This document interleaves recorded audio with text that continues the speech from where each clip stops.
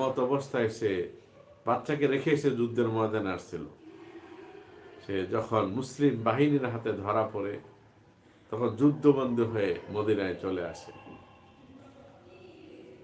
সে মদিনায় এসে ছোটাছুটি করতে লাগলো, এদিক সেদিক ছোটাছুটি করতে লাগলো।